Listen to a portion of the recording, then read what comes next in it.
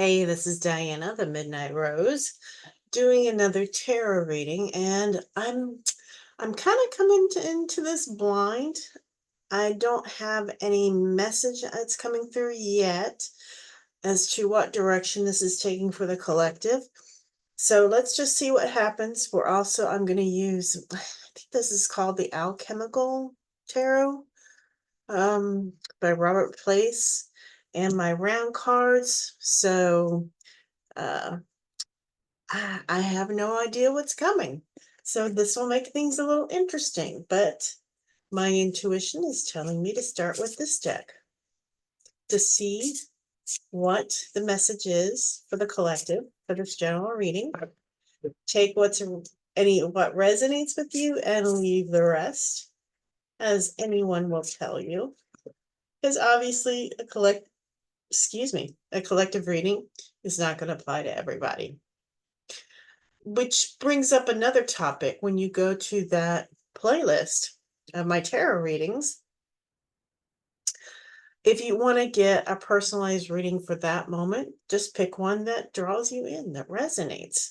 And that's kind of the intent that I have with that playlist, so that you can go anytime, just pick out a reading, because I'm putting the same thumbnails on each, and go from there. So, but let's focus on this one right now and on this deck. I am very big on alchemy. The book I'm writing now about Mars does not feature alchemy, but the next one will. Spiritual alchemy. Specifically taking difficult things and turning them around to our advantage. This is something I'm obsessed with and will maybe come through here, or maybe not. I'm just flying by the seat of my pants here. So, 3 cards to get started. 1, 2, and 3. I'm no good at getting cards to pop out, so I just draw at random, wherever intuition takes me. Okay, let's see what we got. Ooh, well, we're starting out powerfully with the major arcana, the Hierophant. And you can see these cards. This is a deck I really love, and I really need to use it more, because you've got like the Aquarius sign up here. So, and the imagery is a lot of it is typical, but you've got some added astrology and some other things here. So, and speaking of Aquarius, I'm thinking of the water bearer. So someone's bearing water, but this is the 6 of Cups. And this is the 6 of Wands, fire. So, well, that's interesting. Lots of 6s. So a lot of people are bringing in their energy, probably overwhelming you a bit, or possibly. But other people are trying to make do with their resources. The 6 of Cups is a water sign. The Wands is a fire sign. So this could be dampening down this a little bit. And you notice, from an element standpoint, it's the opposite. Okay, so this also is reminiscent of the sun, this signal here, because the circle with the dot in it is the sun, and then it looks like it's got rays coming out. This makes me think of Aries, the ram, the first sign, fire, initiation, beginning things. So, okay. And then the Hierophant can be spiritual or religious, but very structured. So this is very interesting, and I want to draw some more cards here to get further into this to see exactly where it's going. Because this is still a little vague to me, but very interesting. Whoa, Ace of Wands. So yeah, there's a lot of energy, a lot going on here. The Hierophant and the Hermit. Wow. Well, that jumped out. I'm gonna keep it. Okay, let's get these out of the way. Let's spread these out a little bit. And once again, Queen of Vessels, Queen of Cups, water. We're getting a lot of water and fire here. So the Hierophant, however you say it, talking about spiritually and religiously someone very prominent. Think of it like a pope, someone who is the voice of structured religion and spirituality. The hermit is someone who goes into exile and studies and learns about esoteric things in isolation, self-imposed isolation. So, and we're also talking about a 9 here. So, okay. So typically, I think of the hermit as Saturn in the esoteric sense, where you withdraw from the world for aesthetic reasons. So, someone here has a very deep divine fire and spark. There are those that are trying to dampen it, trying to repress it. And you may have to withdraw in order to bring it out. The Hierophant isn't necessarily a bad thing, structured religion, but it can be very dogmatic. And I think we all understand that sometimes when religions get too dogmatic, they can be oppressive and they can repress people. So, and in this context, I feel like the Queen of Vessels, the Queen of what would be Cups. This feels very mother-like, very Cancerian, nurturing mother, water, but emotional, and maybe trying to manipulate you to do what they want through emotions, which is why you need to get away and withdraw so that you can think clearly for yourself. Because there is a real calling for you that people are coming to you and wanting you to take up this calling. Could be something creative, but I think it's a little bit more spiritual, can manifest in different ways, can be both. However, I do feel that dogma, while not ill-intentioned in this case, because it can be, but not in this case. People in authority and power that feel like they're helping, but they're not. I do feel like this Queen of Vessels, I'm just getting this message that this is someone that is sort of manipulative. Now, the Hierophant is not in this case, but the Queen of Vessels, yeah, kind of. So I think you need to get away from the situation and withdraw so that you can think, try meditating on an issue. But there's something calling you. I'm going to draw some of these cards. I love this deck. It's so tiny, even I can handle it. Which is very unusual. My little tiny hands. All right.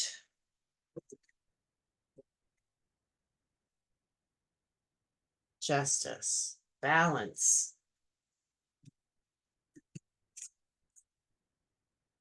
10 of Pentacles. Interesting.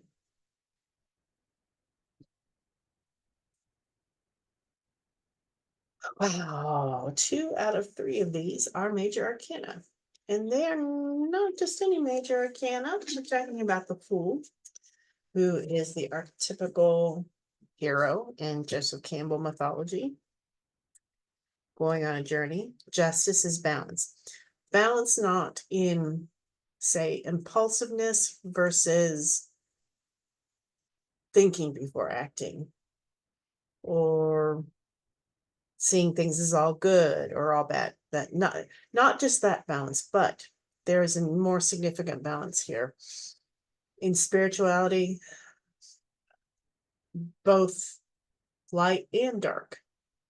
We always wish everything could be all good, all positive, but there are dark things. And looking into the dark for balance, embracing the dark and the light, is probably something that you need to look at spiritually. By going into the dark, literally, in isolation, you can come out with a stronger sense of what it is you're supposed to be doing, of your spirituality, because everyone has to find it for themselves. And that's the case with the hermit. Stop listening to dogma or even the church or your parents and what they want.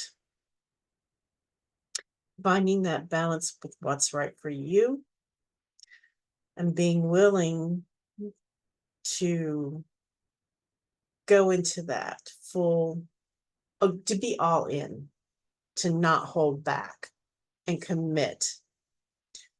It feels like there's a lot of fracturing within the family right now because of some of this tension, but ultimately, the 10 of Pentacles, and here we have the Tree of Life in the Kabbalah. Well, that's interesting because I'm all in that right now.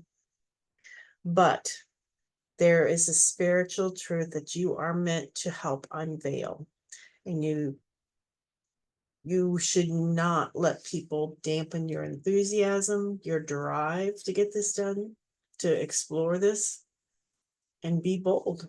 Be bold, and bold but balanced. That's easier said than done.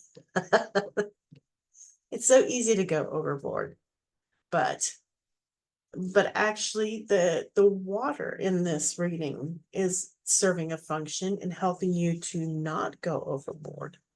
That's a good thing. So let's draw one of these round cards. I haven't worked with these too much. This is called the Simbala deck, I think. It is an independent deck. It's on Etsy. And it is based on the Rider-Waite, but with different imagery. And the reason I like the round decks is because the angle of the card can say a lot and also implies to me certain astrological implications by producing angles. So, but let's draw a card from here. One card, not a whole stack of them. They're still sticking together. Oh, okay. Yeah, the Three of Swords. So right now, it feels like this path you need to follow, you need to explore to find your own vision in the way that you want to move forward with things, is causing some difficulty, causing a lot of difficulty. Let's be honest. Three of Swords is a tough card. And speaking of balance and justice, which is ruled by Libra, you can't see that? It says Libra, which is ruled by Venus, but there is also the Saturnian element in it, which here, the Hermit is also very Saturnian. You've got the crow here, the isolation. We think of Saturn as punishing us or teaching us harsh lessons, but it's also about spiritual topics, about overcoming the challenges that push us into deeper spirituality, which is my second book. My second book is all about Saturn. I have Capricorn rising, so therefore I am ruled by Saturn in the ascendant. And then my sun and my moon are both ruled by Mars. And several other difficult placements in my chart. It's a chart of extremes. But Saturn in particular is a planet that I have been trying to come to terms with. And we're going to get into that a lot later. But one of the things is Saturn causes difficulties. And this card is usually associated with relationships. Venus and Saturn. Venus, love, Saturn, restrictions, difficulties. But here, it's more about breaking through those day-to-day things. And maybe a relationship, maybe it's not a mother, maybe it is a relationship that's been holding you back. And it's always difficult when we're in relationships that are not helping us move forward in our life path. And sometimes we do have to let them go. So, and especially I'm looking at the Ace of Wands here. Maybe this is a, how do I say this delicately? Maybe it's a relationship based more on physical things than true love, deep lasting love. But it still hurts to let go of these relationships. So it is kind of pointing towards the Three of Swords is kind of angled towards the 11th house of other people the networking people that can help you. So that would imply that maybe there is someone else that you could network with that can help you on this path. Or it could be that this relationship, maybe it seemed like something positive for networking, but it's putting you kind of in the wrong direction. You need to kind of bring it back around to more upright, so that things are, well, I mean, it's a difficult card to try to manifest it more positively in your 10th house position of your vocation, your reputation, bringing things around. So let's try one more card from this deck. This round deck. The Simdala, I think it's called. This is as actually really a cool deck. Oh, okay. Here we go. Okay. I could not have planned this better. Astrological.